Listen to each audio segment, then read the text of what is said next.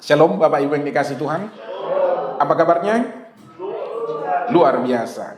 Setiap hari kabarnya harus luar biasa. Harus tetap semangat dan antusias. Bapak Ibu dan Saudara yang dikasih oleh Tuhan, saat ini saya akan sharing kepada kita secara cepat bagaimana kita bisa meraih janji Allah dalam kehidupan kita. Saya akan menyampaikan kisah yang luar biasa dari seorang Kaleb bin Yefune dari suku Yehuda memperoleh tanah Hebron. Kitab Bilangan pasal 13 itu dikisahkan bagaimana Kaleb dan Yosua mengintai tanah Kanaan. Waktu itu orang Israel keluar dari tanah Mesir menuju tanah Kanaan, tapi mereka belum tiba sampai di padang gurun Paran. Dan mereka belum bisa memasuki tanah Kanaan, maka Musa memerintahkan kepada 12 orang, masing-masing satu dari kepala suku Israel, untuk mengintai dan mengamati tanah Kanaan itu. 2 orang diantaranya adalah Kaleb bin Yefune dan Yosua yang berasal dari Efraim. Ketika mereka mengamati tanah Kanaan itu selama 40 hari, sebelum pulang, mereka membawa buah anggur untuk 1 tandan saja harus digandar oleh 2 orang. Artinya apa? Bahwa tanah Kanaan itu adalah tanah yang sangat subur. Mungkin kalau kita bisa beli di Saga Mall atau mungkin di Jayapura Mall, 1 tandan itu mungkin tidak sampai 1 kilogram. Paling setengah atau 7 ons, ya maksimal 1 kilogram 1 ranting. Selain itu mereka membawa buah ara dan buah delima sebagai bukti bahwa memang tanah Kanaan itu adalah tanah yang subur. Lalu ke-12 orang ini memberikan laporan kepada Musa. 10 orang diantaranya menyampaikan, Musa, tanah itu memang tanah yang melimpah dengan susu dan madu. Tanah yang sangat subur, buktinya ini. Tetapi kita tidak bisa menyeberang ke sana. Mengapa? Karena orang-orang yang mendiami tanah Kanaan itu adalah raksasa-raksasa. Di sana ada orang Enak, orang Amori, dan banyak suku yang tinggi, perawakannya sangat luar biasa. Dan bahkan kami melihat diri kami seperti belalang dibandingkan dengan diri mereka. Dan ditambahi lagi kabar hoax bahwa mereka adalah orang-orang yang memakan penduduknya sendiri. Mendengar itu, seluruh orang-orang Israel menjadi ketakutan dan histeris. Dan mereka berteriak-teriak kepada Musa, Musa, mengapa engkau membawa kami ke padang gurun ini untuk dibunuh oleh orang-orang Kanaan itu? Oleh karena itu lebih baik kita kembali kepada Mesir. Kita akan mengangkat seorang pemimpin bagi kita. Tetapi Kaleb dan Yosua tampil di hadapan jemaah itu dan mengoyakkan pakaiannya. Mereka berkata, tanah itu tanah yang subur, tanah yang melimpah dengan susu dan madu. Tetapi ingat, Allah mereka telah meninggalkan mereka. Kita akan maju menyerang mereka dan kita akan mengalahkan mereka karena Tuhan kita akan menyerahkan mereka ke tangan kita. Kata Kaleb dan Yosua. Bapak Ibu, karena mayoritas melawan minoritas, mereka kalah suara. Maka jemaah itu berteriak-teriak histeris. Dan kemudian Musa tersungkur kepada seluruh orang Israel itu dan memohon belas kasihan kepada Tuhan. Tapi Tuhan berkata, Musa, berapa lama lagi bangsa ini tegar tengkuk dan menghina aku? Oleh karena itu aku akan membunuh mereka semua di padang gurun ini. Anda tahu, semua orang Israel yang berangkat dari tanah Mesir mati di padang gurun selama 40 tahun masa perjalanan mereka. Kecuali 2 orang, Kaleb dan Yosua. Jadi siapa yang sampai ke tanah Kanaan? Orang Israel yang lahir selama mereka di perjalanan 40 tahun. Artinya apa? Orang-orang yang sampai ke tanah Kanaan itu adalah generasi-generasi muda. Generasi baby boomers semua mati di padang gurun. Tapi Kaleb dan Yosua berangkat dari Mesir, mereka sampai di tanah Kanaan. Terkadang kita untuk meraih janji Tuhan harus berhadapan dengan situasi sulit. Kaleb sadar untuk memperoleh tanah yang dijanjikan Tuhan kepadanya, yaitu ketika mereka berada di Kades Barnea, di padang gurun Paran, menjadi warisan, menjadi bagiannya adalah tanah Hebron. Tetapi untuk mendapatkan tanah Hebron ini tidak mudah bagi seorang Kaleb. Sedangkan banyak anak Tuhan memiliki mental yang menginginkan kemudahan. Catat baik-baik, menginginkan kemudahan dan kenyamanan. Tetapi Anda tahu, sesuatu yang berharga, sesuatu yang bernilai, itu harus diperoleh dengan kesulitan. Kalau Anda mengharapkan kemudahan, maka hidupmu akan mudah-mudah saja. Kalau Anda mengharapkan kesulitan, ketika Anda ujian, seperti Bapak Andi Asmurup, kuliah lagi dia di Universitas Hasanuddin, itu sulit, tidak mudah untuk membuat karya tulis. Bagaimana cara membuat karya tulis, karya ilmiah itu tidak gampang. Tetapi ketika dia lakukan itu, maka dia nanti akan naik level, walaupun berat, walaupun terhuyung-huyung. Tapi ketika Anda berpangku tangan, tidur, maka berkatnya berkat tidur-tidur saja. Tapi semua di sini orang-orang yang ada di PN Jayapura adalah orang-orang pejuang. Lalu pertanyaan sekarang kepada kita, bagaimana kunci untuk kita bisa meraih janji Allah? Ini yang penting Bapak Ibu. Kita akan membaca dalam Yosua pasal 14 ayat 6. 1, 2, ya. Bani Yehuda datang menghadap Yosua di Gilgal.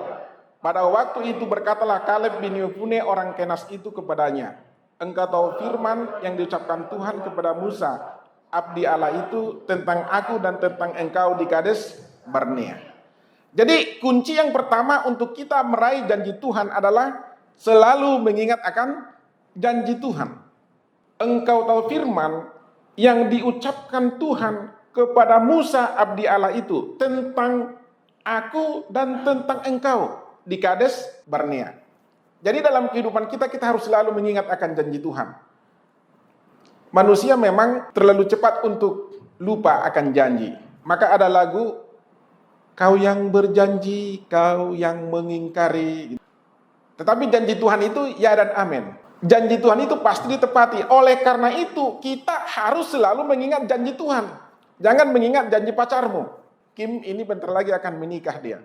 Dia akan berjanji nanti di hadapan Tuhan dan juga di hadapan jemaat Tuhan. Janji itu sangat penting. Janji antara suami dan istri itu sangat penting. Kalau suami dan istri mengingkari janji nikah mereka, wah itu rumah tangga akan berantakan. Perhatikan baik-baik. Di PN Jayapura, angka perceraian semakin meningkat terus. Sampai hari ini saja, sejak bulan Januari itu sudah 71 perkara perceraian yang masuk. Sebelumnya, perkara perceraian itu ada sekitar 150 dan tahun 2021 ada sekitar 135 perkara perceraian yang masuk di sini. Mengapa? Karena mereka tidak setia akan janji. Janji manusia bisa mengecewakan, tapi janji Tuhan pasti. Amin. Karena itu ingatlah selalu akan janji Tuhan. Ingat kasih-Nya, ingat kebaikan-Nya, dan anugerah-Nya selamatkanku. Saya akan menyampaikan sebuah cerita dari seorang Corrie ten Boom. Ini sering saya sampaikan di berbagai kesempatan Bapak Ibu. Corrie ten Boom ini adalah warga negara Belanda, Nederland. Tetapi ayahnya seorang pengusaha arloji di Belanda. Pada masa itu Perang Dunia Kedua, Hitler berkuasa di Jerman dan menguasai sebagian besar Eropa. Hitler memiliki kebijakan rasis. Mereka anti terhadap orang-orang Israel atau Yahudi. Ayah dari Corrie ten Boom sering melakukan hubungan dagang dengan orang-orang Israel. Dan banyak kesempatan ayah dari Corrie ten Boom menyembunyikan orang-orang Israel di Belanda. Tetapi polisi rahasia Hitler mengetahui bahwa ayah Corrie ten Boom ini melakukan tindakan untuk melindungi orang-orang Israel. Maka ayah Corrie ten Boom, saudaranya dan termasuk Corrie ten Boom sendiri ditangkap, dimasukkan ke dalam kamp konsentrasi. Di dalam kamp konsentrasi lebih kurang 6 juta orang Israel mati secara sia-sia. Sangat berat, menyakitkan, mayat bergelimpangan.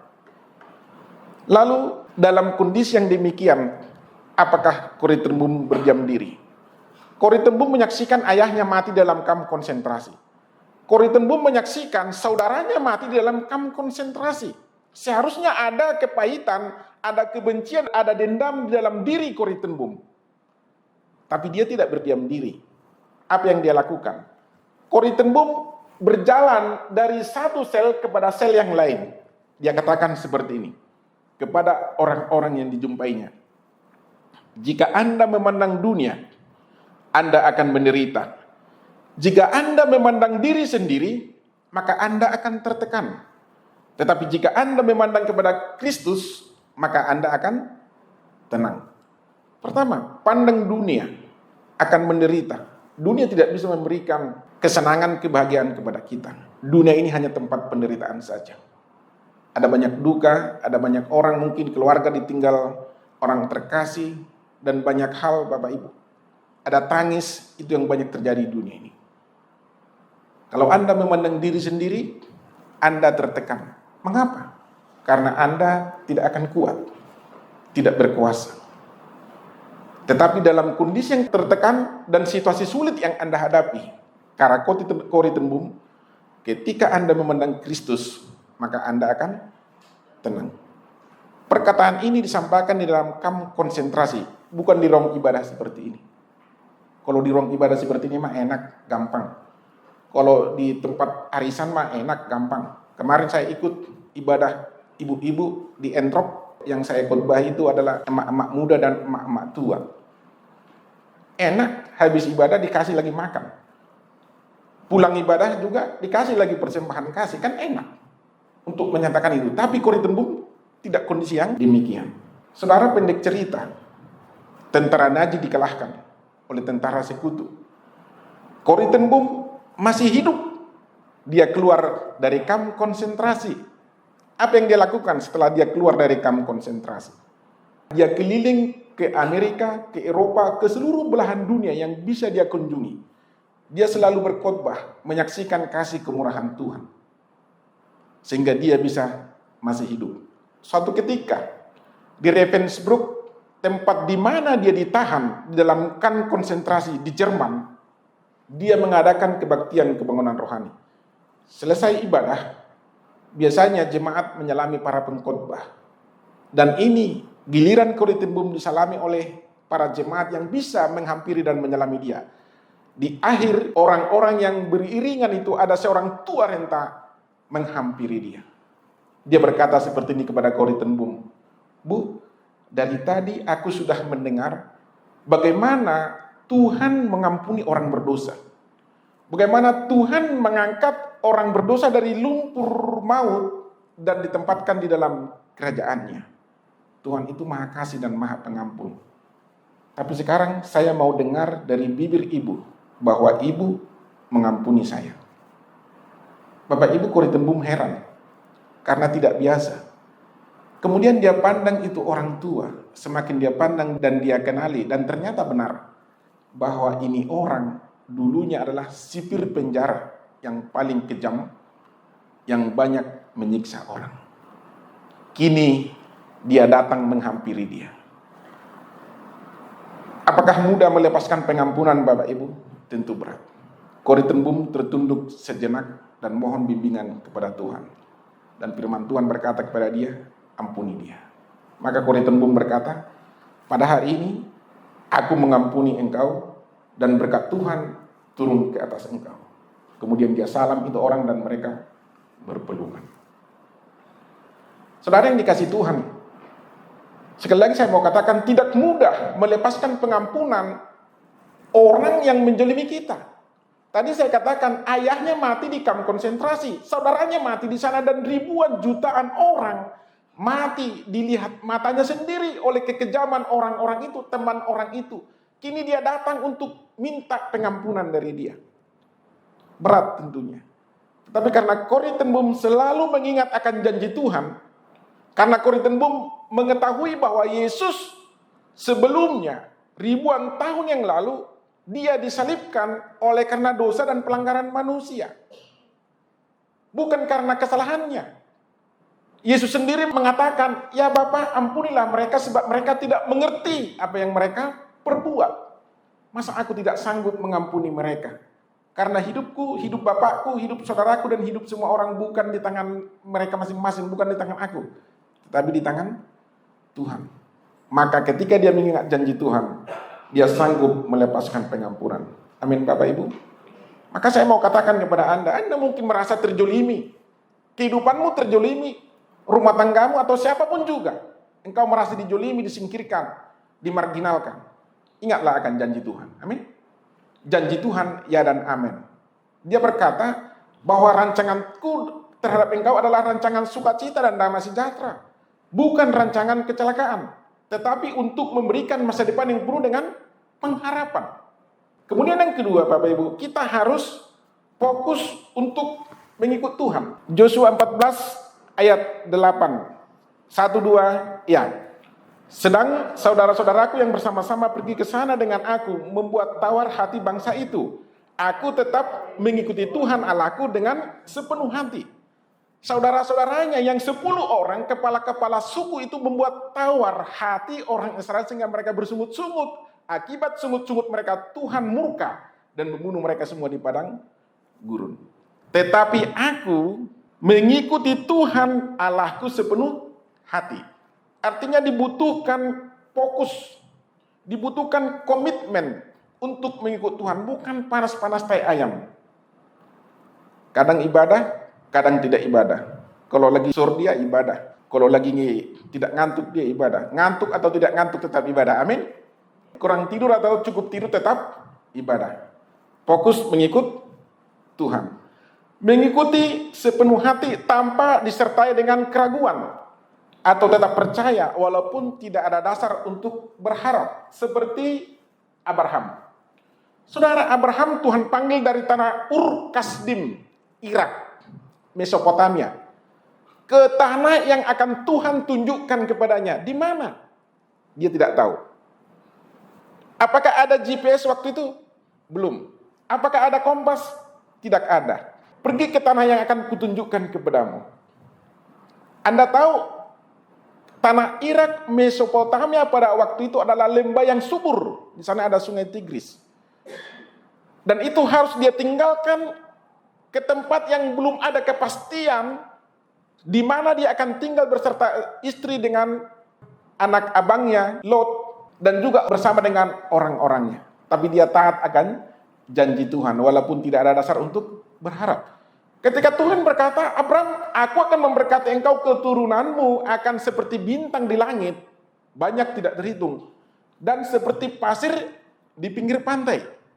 Tapi Anda tahu, ketika janji itu disampaikan, usia Abraham sudah tua, sudah lanjut usia, istrinya sudah menopause, tidak mungkin melahirkan secara medis. Tetapi Abraham percaya, walaupun tidak ada dasar untuk berharap. Benar, keturunan Abraham luar biasa banyaknya. Sampai dengan sekarang, dan termasuk kita adalah keturunan Abraham secara rohani. Jadi kita harus fokus akan janji Tuhan. Kaleb tidak fokus kepada kekuasaan. Mengapa? Karena tadi saya katakan, yang sampai di tanah Kanaan itu hanya 2 pribadi, Kaleb dan Yosua. Yang menjadi pemimpin ketika mereka menyeberang di tanah Kanaan siapa? Yosua. Bukan Kaleb yang menjadi pemimpin. Dia tidak iri. Jadi ketika diberikan promosi kepada saudaranya itu, kepada orang lain, kepada Yosua, dia tidak iri. Dia tidak haus kekuasaan. Mungkin kalau di kita itu dia sudah buka gereja baru. Mengapa harus dia? Masih ada aku. Kan begitu.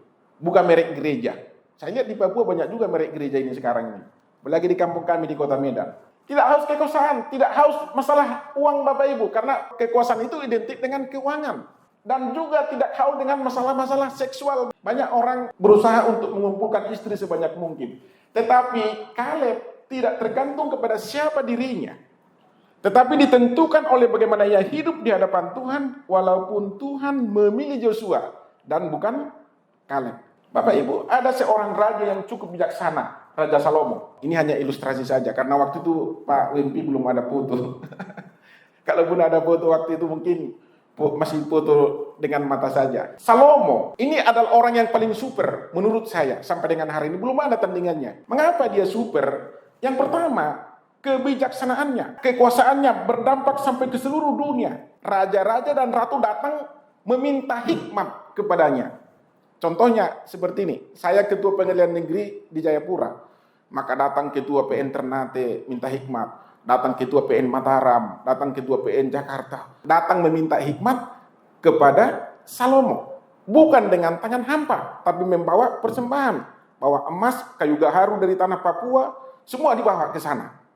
Saking hikmat dan kebijaksanaan Raja Salomo. Dan kemudian karena kayanya Raja Salomo, maka tiang istana kerajaannya pun dilapisi dengan emas tua atau emas murni. Mungkin Ibu Ratna banyak emasnya, tapi belum pernah tiang rumahnya dilapisi dengan emas. Atau Ibu Grace punya emas, bukan emas Soekardi maksudnya. Tetapi itu tidak pernah dilapiskan kepada tiang mejanya. Tapi Raja Salomo saking kayanya, maka tiang istana dilapisi dengan emas tua. Dan kemudian Anda tahu istri Raja Salomo berapa banyak? 700 orang. Gundiknya berapa? 300 orang. Jadi Pak Andi Asmuruk berapa totalnya itu? 1000 orang. 1 tahun itu Pak Wempi berapa hari? 365 hari. Artinya untuk 1000 orang, istri dan gundik ini bisa bertemu dengan Salomo dalam 1 malam, butuh waktu lebih kurang 3 tahun. Jadi ada daftar tunggu Ibu Grace. Gundik nomor 1, seperti asisten teman kita yang di Jakarta itu, butuh waktu 3 tahun. Dan Anda tahu, istri dan gundik Raja Salomo adalah putri kaum bangsawan. Karena Raja Salomo kawin secara politik untuk memperkuat pengaruh dan kekuasaannya. Kalau putri kaum bangsawan pasti cantik. Tidak mungkin dong putri kaum bangsawan yang jelek-jelek. Lihat saja yang di Inggris itu. Kalau kawin anak raja, itu pasti istrinya cantik-cantik. Anaknya juga cantik-cantik dan ganteng-ganteng dan rupawan lah. Mengapa cantik? Karena makanannya sudah bergizi. Kita sementara makan ikan asin, di kampung saya itu ikan asin Pak Wempi, ikan panjang itu. Panjang sekali ikannya. Itu harus dimakan. Dari hari ke hari sampai dari hari Selasa pekan sampai hari Selasa pekan berikutnya. 1 minggu, itu saja. Bagaimana wajah beta tidak seperti ini berantakan? Coba beta dulu makan jus, ya kan? Makan sayur, pasti beta seperti Kim ini, cantik lah dia. Mengapa Kim cantik? Karena makanannya sudah cukup gizi semuanya. Tetapi di hari tuanya, Raja Salomo berkata bahwa semua itu adalah kesia-siaan. Kekuasaan, harta, wanita, semua itu adalah kesia-siaan. Katanya, mengapa? Karena di hari tuanya, hatinya berpaling dari Tuhan kepada istri-istri dan gundik yang dia kawini. Dan itu mendukakan hati Tuhan. Sehingga di hari tuanya berkata, semua itu adalah kesia-siaan, seperti upaya menjaring angin. Dan dia kembali fokus kepada Tuhannya, bahwa Tuhan itulah sumber dari segalanya. Tuhan itulah yang memuaskan hasrat dan keinginannya, seperti kata dari ayahnya, Daud. Saudara kasih Tuhan, jangan kau bangga dengan apa yang kau miliki. Mungkin kau memiliki 5 Fortuner, di Tuhan tidak ada guna. Besok mati, semua tinggal kok. Istri yang cantik tinggal juga. Anak yang pandai yang kuliah sampai S3, S4, semua tinggal. Tidak ada yang patut dibanggakan. Hidup kita hanya sementara. Saya memiliki teman seorang di Kupang. 1 tahun kami di Kupang, kebetulan satu kampung dengan saya, Margana Babang. Dia PM, polisi militer Angkatan Laut. Rajin olahraga. Dia seorang pelayan Tuhan juga. Kemudian dia pindah ke Jakarta karena dia akan pensiun dan saya pindah ke sini. Bapak Ibu, saya lihat dari lini masa laman Facebook, dia meninggal. Meninggal di mana? Meninggal waktu dia memimpin 2 syafaat di gereja. Masih pakai jubah karena dia penatua. Tuhan berkati pemimpin-pemimpin kami. Presiden Republik Indonesia, Wakil Presiden seluruh kabinet Indonesia yang ada. Masih akan lanjut lagi Tuhan, jatuh dari mimbar karena ada rekaman videonya, karena gereja-gereja di Jakarta sekarang kan sudah ada rekaman video seperti ini, jatuh dan mati. Kalau kita berkata dia sakit-sakitan, oh tidak, dia tentara, dia rajin olahraga, oh rajin terus. Kalau kita lihat aktivitasnya di laman Facebook, rajin sekali olahraga, orang tentara, CPM lagi, pangkat mayor. Tapi kalau Tuhan sudah memanggil kita, tidak ada istilah rajin olahraga, tidak ada istilah malas tidur dan lain sebagainya. Semua kalau sudah waktunya Tuhan panggil, semua akan tinggal. Tidak ada yang bisa dibanggakan. Amin. pangkat kita juga tinggal. Adik saya ada polisi meninggal. Waktu ayah kami meninggal pada 31 Agustus 2021 yang lalu, adik saya polisi dari Kaimana dengan istrinya dan anaknya datang. Dari Sorong juga datang. Saya pas membacakan riwayat hidup ayah saya, tiba adik-adik kami yang dari Papua. Masih ikut mereka. Anda tahu, 2 minggu berikutnya, adik saya ini juga dipanggil oleh Tuhan, yang polisi. Padahal, waktu di Kaimana bertugas, terlalu sering diperbantukan di Freeport, diperbantukan di hutan ke pegunungan sana. Daerah pegunungan, Papua pegunungan, untuk pengamanan. Selama itu dia aman kok, sehat kok, tidak ada apa-apa. Padahal peluru berterbangan, panah berterbangan di mana-mana. Tapi dia selamat. Tapi ketika dia pulang ke kampung, hanya tergelincir karena lubang kecil di jalan desa. Jalan desa, bukan jalan raya. Jalan desa di kampung kami, dia tergelincir naik motor, dan motornya pun motor butut. Dia meninggal. Hanya 1 hari dari peristiwa kecelakaan itu, dia meninggal. Kadang itu mengajarkan kita bahwa memang hidup kita ini hanya sebentar. Amin Bapak Ibu. Ya, oleh karena itu kita harus belajar seperti Kaleb. Kemudian yang ketiga, Kaleb ini sabar. Yosua 14 ayat 10 dan 11, 1-2 ya. Jadi sekarang sesungguhnya Tuhan telah memelihara hidupku seperti yang dijanjikannya. Kini sudah 45 tahun lamanya sejak diucapkan Tuhan firman itu kepada Musa. Dan selama itu orang Israel menyembara di padang gurun. Jadi sekarang telah berumur 85 tahun aku hari ini. Pada waktu ini aku masih sama kuat seperti pada waktu aku disuruh Musa. Seperti kekuatanku yang pada waktu itu. Demikianlah kekuatanku sekarang untuk berperang dan untuk keluar masuk. Berapa tahun dikatakan tadi? Dia menunggu 45 tahun dan pada dia menghadap Yosua usianya 85 tahun. 45 tahun menunggu.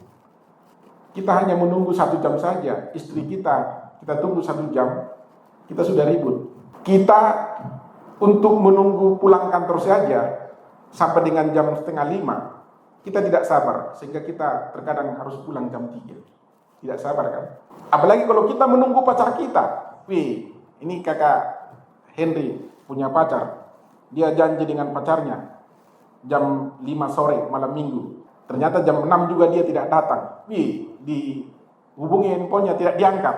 Di mana ini sudah kan gitu. Bisa kecewa, bisa tutup pintu, tidak bisa masuk lagi. Tapi Kaleb bin Yefune ini menunggu 45 tahun. Saudara yang dikasih oleh Tuhan, dibutuhkan kesabaran dalam kehidupan kita. Saya banyak belajar sabar untuk menghadapi teman-teman kerja di mana saya pernah ditugaskan. Saya menjadi pimpinan pengadilan mulai dari Baligi tahun 2015. Menjadi wakil ketua. Pindah ke Jambi 3 tahun di sana. Harus sabar menunggu 3 tahun ketua kelas 2. Kalau Pak WMP di SOE sebentar saja. Kemudian saya dipindah ke Subang, dipindah ke Siantar, dipindah ke Kupang, dan dipindah di sini.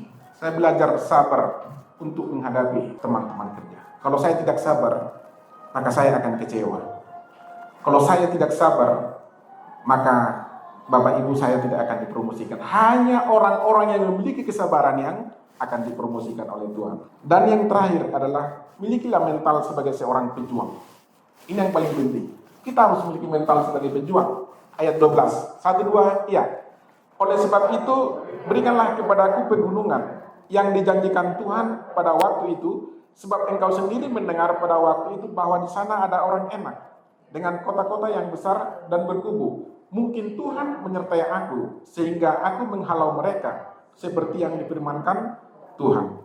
Yang dijanjikan Tuhan kepada Kaleb bin Yefune melalui Musa di Kades Barnea adalah pegunungan Hebron. Dan pada waktu sekarang juga sama, pegunungan Hebron. Sebab aku sendiri mendengar pada waktu itu bahwa di sana ada orang enak. Orang enak ini adalah raksasa-raksasa. Keturunan orang-orang enak yaitu Ahiman, Sesai, Talmai. Perawakannya tinggi besar, panglima-panglima, gagah perkasa dia. Kalau pegunungan, kalau kita mendaki gunung itu sulit. Jadi kalau kita berperang, lawan kita ada di puncak gunung, kita dari lembah, pasti mereka akan menang. Mereka tinggal menggulingkan batu kok dari atas, digulingkan batu berguling-guling, kita akan ketimpa di bawah. Ketika kita mau naik, kita terhuyung-huyung, mereka tinggal menembaki kita atau memanah kita dari atas. Itu berat. Kemudian pegunungan, tempat yang tidak layak untuk pertanian. Karena di gunung tidak ada air. Kalau kita mencari tempat pertanian di sini, kemana kita pergi? Pasti di Kerom, karena Kerom datar. Kemana kita pergi? Pasti ke Wamena, karena Wamena datar. Kemana kita pergi? Pasti di Merauke, karena banyak dataran di sana. Orang akan mencari lembah untuk tempat pertanian. Padahal tadi usianya berapa tahun? 85 tahun. Jadi artinya Kaleb bin Yefune ini memiliki mental sebagai seorang pejuang, siap menghadapi tantangan.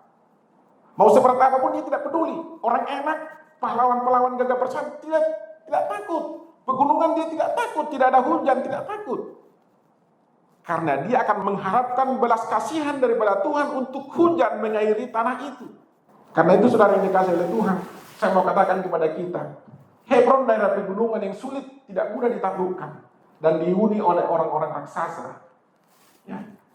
Gambaran bahwa Kaleb memiliki mental untuk tidak pernah menolak tantangan. Masalah yang ada di hadapannya untuk meraih janji Tuhan. Karena itu kita harus memiliki mental seperti seorang Kaleb ini. Sesuatu yang berharga itu patut diperjuangkan. Tidak mudah, tidak gampangan. Janji Tuhan harus diperjuangkan. Bukan hanya diterima dengan tangan menengadah ke atas. Kita manusia rohani juga harus melihat hal-hal yang rohani. Bekerja artinya rohaninya sehat. Malas artinya rohaninya sakit. Jadi kalau ada orang malas di kantor berarti rohaninya sakit. Saya tidak menghakimi. Orang yang rajin kerja bergairah, memiliki antusiasme di dalam dirinya. Jadi kalau terlalu sering diingat-ingatkan atas pekerjaannya karena kemalasannya bagaimana? Berarti harus berobat secara rohani. Tapi kita semua yang kumpul di sini adalah orang-orang yang rajin. Sebelum saya akhiri, saya menceritakan tentang cerita pengalaman saya dari kampung. Pada tahun 2000 saya menulis buku Terbanglah Raja Waliku. Ya. Tapi sayang Pak Jaka bukunya ini sudah habis Pak. Jadi saya selalu sering menyampaikan ini. Ketika orang berkata, Pak saya mau bukunya, aduh saya sudah habis, akan masuk cetakan kedua. Karena yang dicetak hanya 1000. Ini Terbanglah Raja Waliku, kisah inspiratif seorang cleaning service menjadi ketua pengadilan negeri. Jadi kalau ada rekan-rekan di sini, office boy, cleaning service, pramusaji, jangan kecut dan tawar hati. Saya sendiri dari sana kok. Waktu itu saya di Subang, tahun 2019 akhir sampai 2020, pas masa Covid. Kita terbatas, pergerakan kita terbatas. Waktu itu pekerjaan saya apa? Jualan buku. Dari mana? Dari laman Facebook. 1000 Pak Roni habis Pak. Dari Facebook itu. Jadi kerjaan anak-anak saya waktu itu karena mereka kuliah online, mereka tinggal di Bekasi. Ketika tidak kuliah mereka mengirim buku saja. Saya ada di Subang. Ini kampung kami dari Seborong-borong. Ini waktu dulu beta waktu SMP. Jadi kalau foto seperti ini Pak WMP bisa bayangkan seperti apa dulu kehidupan Pak Naban pada tahun 1984. Ini 84 ini. Gagah, ganteng itu. Kalau Kim ketemu sama anak muda ini, kira-kira Kim jatuh cinta tidak? Ketemu sama anak muda ini ketiaknya sudah koyak ini Kim ini. Masih adakah harapan di wajah anak muda ini kan kira-kira demikian. Tapi beta punya tas itu merah sendiri Pak Wimpi.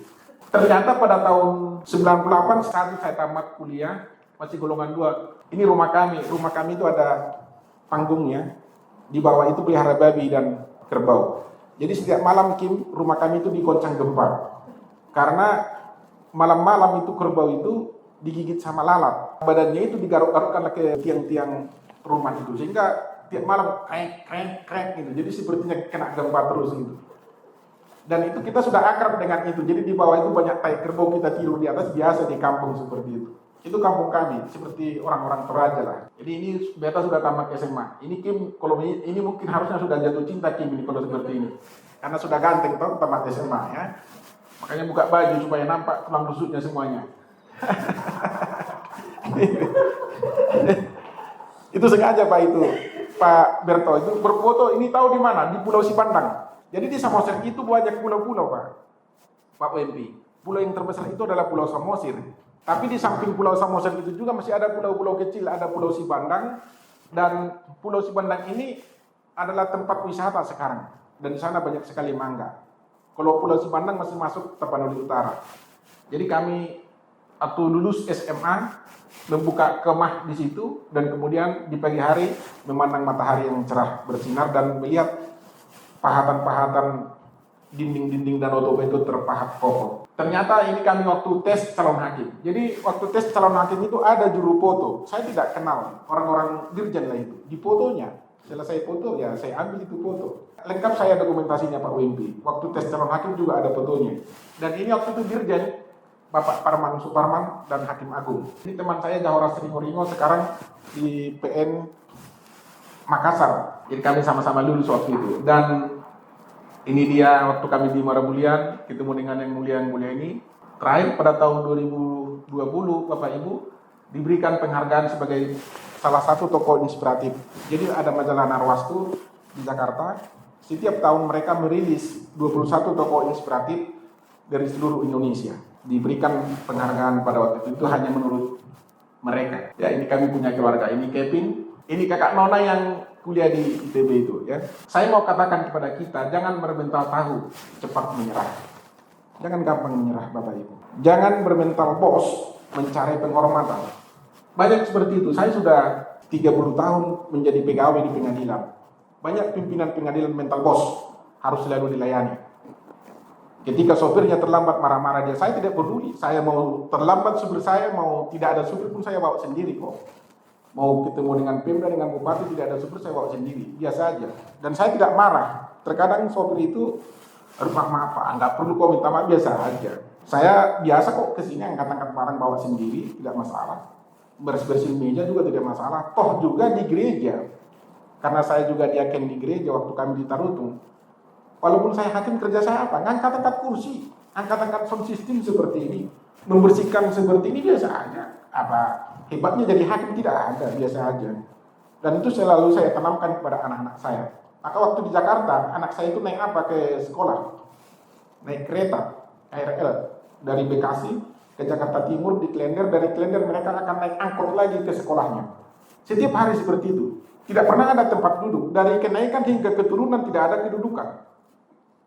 Bergelantungan. Memang seperti itu pagi-pagi Pak di Bekasi, di Jakarta seperti itu. Mengapa selalu kami tanamkan seperti itu? Supaya mereka hidup sederhana. Bisa enggak kita buat mereka antar jemput? Bisa saja, tapi saya tidak lakukan. Biasa aja. Jadi hidup mereka terbiasa enjoy. Jangan bermental tikus, penakut, tidak berani mengambil risiko. Dan jangan minta yang besar dahulu. Coba lakukan hal-hal yang kecil. Hal-hal yang kecil itu yang penting. Apa hal-hal kecil? Ibadah seperti hal-hal kecil. Ikuti dengan setia.